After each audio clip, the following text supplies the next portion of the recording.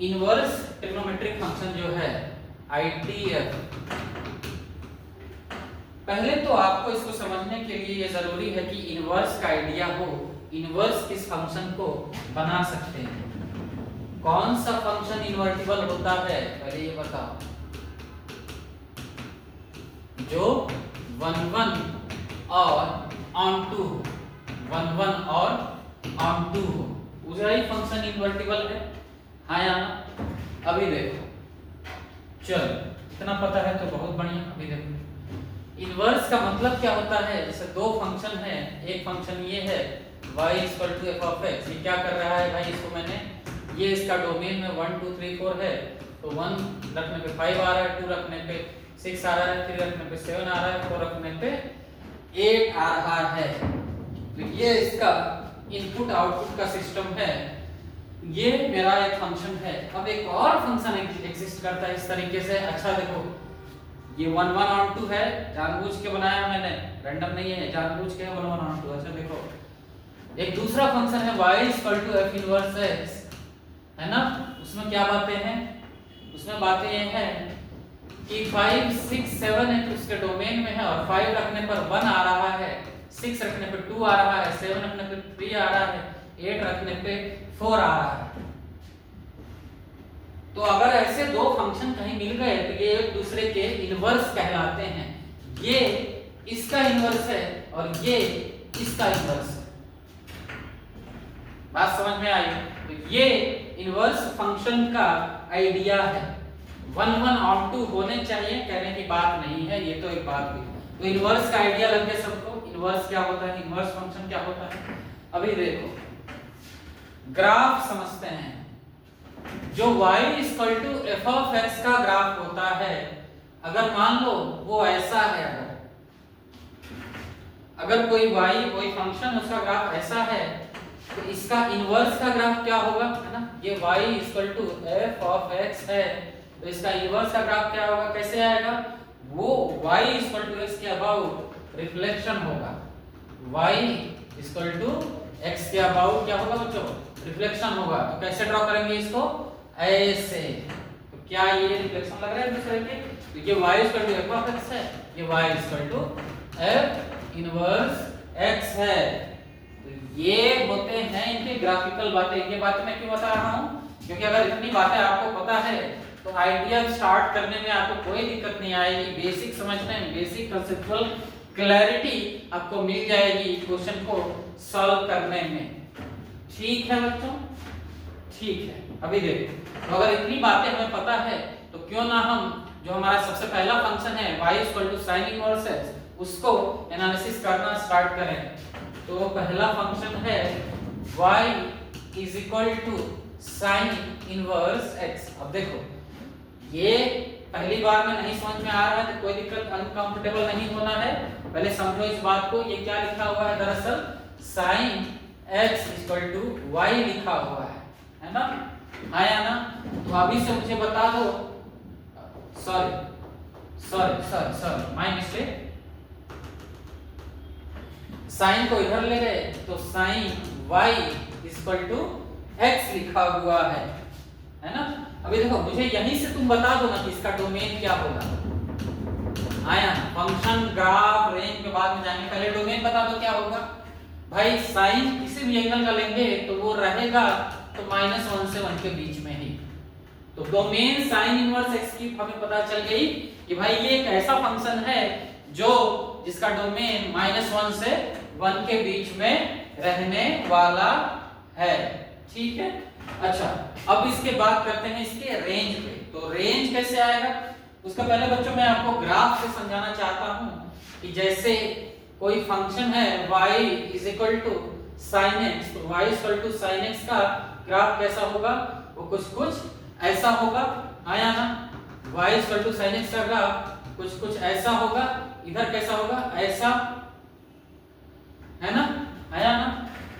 तो देखो यहां से y = sin इनवर्स x का ग्राफ क्या हम निकाल सकते हैं, बिल्कुल निकाल सकते हैं। कैसे, अभी मैंने बताया था इसके पहले कि जो y जो इनवर्स फंक्शन होता है और जो ओरिजिनल फंक्शन होता है, ये दोनों एक दूसरे के रिफ्लेक्शन होते हैं y = x के अबाउट। तो इसका रिफ्लेक्शन हम ड्रॉ करें तो ये ऐसा आ जाएगा, इधर ऐसा आ जाएगा, आया ना। तो बच्चों ये तो बहुत खुशी की बात है कि हमें y sin इनवर्स x का ग्राफ पता चल गया है ना। हमें y sin इनवर्स x का ग्राफ पता चल गया है ना। लेकिन क्या बताओ ये फंक्शन कहलाने के काबिल है? ये जो लाइन मैंने ड्रॉ किया ये क्या ये फंक्शन कहलाने के काबिल है? बिल्कुल नहीं, बिल्कुल नहीं। क्यों? क्योंकि एक ही x पे देखो ढेर सारे y आ रहा है, इनफाइनाइट y आ रहे हैं, ये गलत बात है भाई। कोई भी फंक्शन है sin x, कोई भी x फंक्शन है, मान लो मैं y x² + x+2 मान लो, कोई सिंपल फंक्शन ले लो। तो अगर ऐसा कहीं हो, कभी ऐसा होता है क्या कि तुमने एक x डाला और y अलग अलग आ रहे हैं? वो फंक्शन कहलाता ही नहीं है। तो फंक्शन के लिए जरूरी है कि ये भाई इसको थोड़ा मॉडिफाई किया जाए। तो मॉडिफाई कैसे करेंगे इसको? फंक्शन बनाना है तो इसकी रेंज को कट करेंगे। इसकी रेंज को कट किया तो कट कैसे करेंगे? यहां से और ठीक यहां से। ये पॉइंट कौन सा है रेंज का? π/2 है। ये पॉइंट कौन सा है रेंज का? -π/2 है ना। तो यहां से sin इनवर्स x का ग्राफ क्या आ गया? ये आ गया है ना। ये sin इनवर्स x का ग्राफ है। यहां से पहली बात में क्या नोट करनी है कि sin इनवर्स x का ग्राफ जो होता है वो इंक्रीजिंग फंक्शन होता है। sin इनवर्स x का ग्राफ इंक्रीजिंग फंक्शन होता है। डोमेन क्या है? देखो ये पॉइंट कौन सा है? 1 और ये पॉइंट कौन सा है? -1। तो -1 से 1 के बीच का इसका डोमेन है और -π/2 से π/2 के बीच का इसका रेंज है। तो ये डोमेन रेंज की कहानी है। और ग्राफ तो क्या ये तीनों चीजें ड्रॉ करो तुम लोग, डोमेन, रेंज और ग्राफ, ये ड्रॉ करो सब लोग, ड्रॉ करो, ठीक है। इंक्रीजिंग फंक्शन आगे देखो, y sin इनवर्स x तो हो गया, y cos इनवर्स x को जरा ड्रॉ करते हैं। y cos इनवर्स x को सिर्फ ड्रॉ ही नहीं करेंगे, इसका डोमेन, रेंज और ग्राफ समझने की कोशिश करेंगे। तो यहां भी वही बात है कि cos y को x लिख सकते हैं, तो x हमारा -1 से 1 के बीच में रहने वाला है। तो डोमेन तो क्लियर हो गया यहीं से कि cos इनवर्स x की डोमेन क्या होगी? -1 से 1। रेंज कैसे आएगी बच्चों? रेंज के लिए अगेन हम ग्राफ ड्रॉ करेंगे पहले, cos x का ग्राफ। तो cos x का ग्राफ कैसा होता है बच्चों? ऐसा होता है। ये हो गया cos x का ग्राफ, ऐसे बना लिया।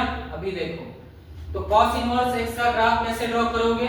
सेम वही बात, y x के अबाउट रिफ्लेक्शन लो, है ना। y x के अबाउट रिफ्लेक्शन लिया तो ये इसका रिफ्लेक्शन ऐसे और इसका रिफ्लेक्शन ऐसे, तो ऐसे आ गया, आया ना। कोई गलत बात है इसमें?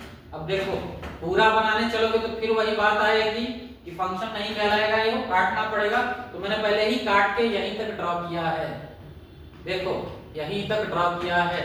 तो ये हुआ 0 और ये हुआ पाई, है ना।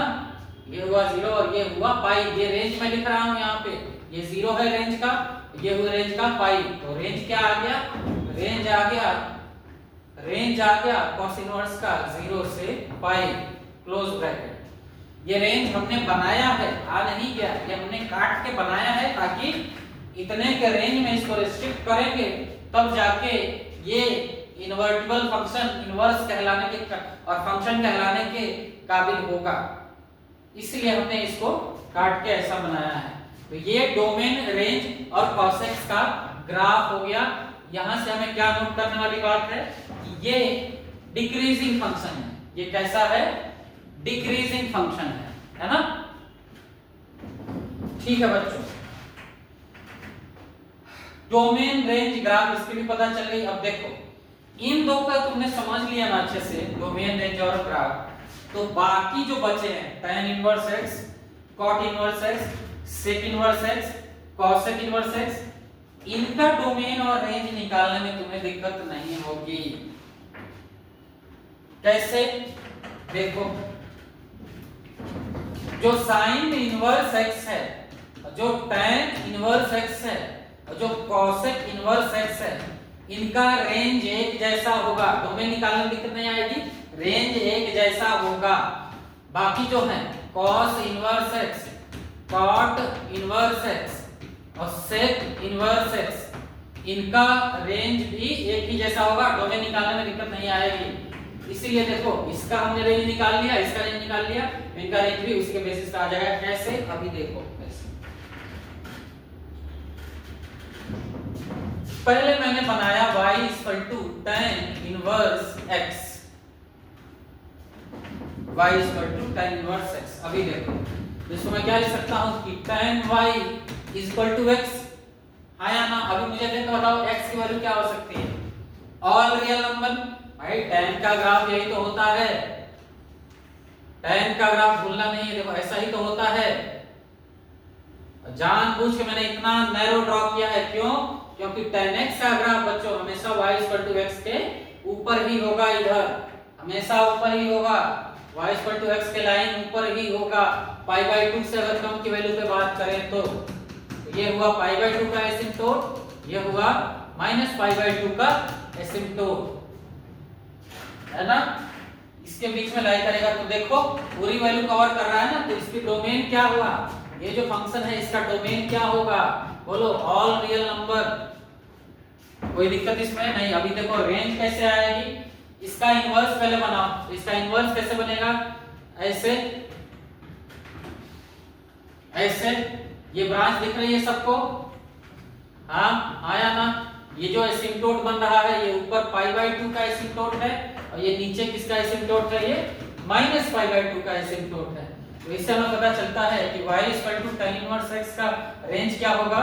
-π/2 से π/2। सेम sin इनवर्स x के जैसा, बस बाउंड्री पे ओपन ब्रैकेट आ गए हैं क्लोज ब्रैकेट के जगह, है ना? ठीक है, कितनी आसानी से इसकी रेंज हमने निकाल ली। ग्राफ देखो इसके जैसा, यहां से हमें समझ में आता है कि tan इनवर्स x का ग्राफ भी इंक्रीजिंग फंक्शन है। tan इनवर्स x का ग्राफ भी इंक्रीजिंग फंक्शन है ना?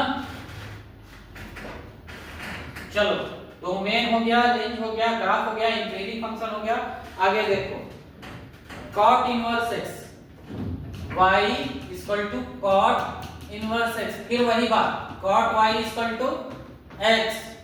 x क्या हो सकता है? All real number. तो डोमेन क्या होगा इसका? All real number. रेंज क्या हो? रेंज के लिए पहले ग्राफ ड्रॉ करेंगे।